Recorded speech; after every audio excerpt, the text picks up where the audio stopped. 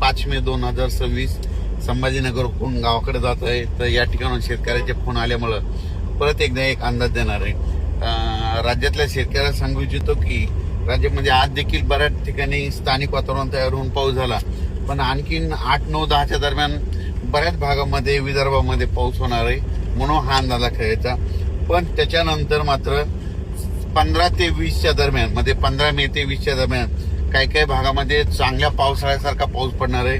कोल्हापूर जिल्हा, सातारा जिल्हा, पुणे जिल्हा, अहिल्यानगर, नाशिक, त्याच्यानंतर धुळे जिल्हा, इकडे जळगाव जिल्हा, संभाजीनगर, जालना जिल्हा, धाराशिव, लातूर, बीड जिल्हा, नांदेड जिल्हा, या जिल्ह्यामध्ये काय होणार आहे 15 ते 20चा मात्र जरा जोराचा पाऊस पडणार आहे. काही ठिकाणी काही भाग सोडून देईल, पण हे अवकाळी पाऊस पडणार आहे. म्हणून शेतकऱ्यांनी ज्यांची हळद असेल तर तुम्ही काय करा, आपण आपलं नियोजन लावायची तयारी ठेवायची. राज्यात मात्र आणखी 7, 8, 9, 10 वातावरण थोडं खराबच राहणार आहे, पण हे विदर्भात जास्त राहणार आहे. फक्त पूर्व विदर्भ, पश्चिम विदर्भ आणि मराठवाड्यातल्या 1-2 जिल्ह्यामध्ये तुरळक भागामध्ये पाऊस पडणार आहे. आणि त्याच्यानंतर मात्र 15 ते 20चा पाऊस मात्र पश्चिम महाराष्ट्र, मराठवाडा आणि उत्तर महाराष्ट्राकडे जरा चांगला पडणार आहे. म्हणून हा अंदाज सर्व शेतकऱ्यांनी लक्षात घ्यायचा.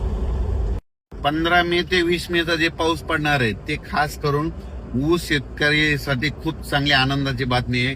कारण की सोलापूर जिल्हा झालं, लातूर जिल्हा झालं, बीड जिल्हा झालं, जालना जिल्हा झालं, संभाजीनगर जिल्हा, जळगाव जिल्हा, अहिल्यानगर, नाशिक, त्याच्यानंतर पुणे जिल्हा, इकडं सातारा जिल्हा, कोकणपट्टी, ह्या परिसरामध्ये चांगला पावसाळ्यासारखा पाऊस पडणार आहे. सऱ्यामध्ये पाणी साचल असा काही ठिकाणी पाऊस पडणार आहे.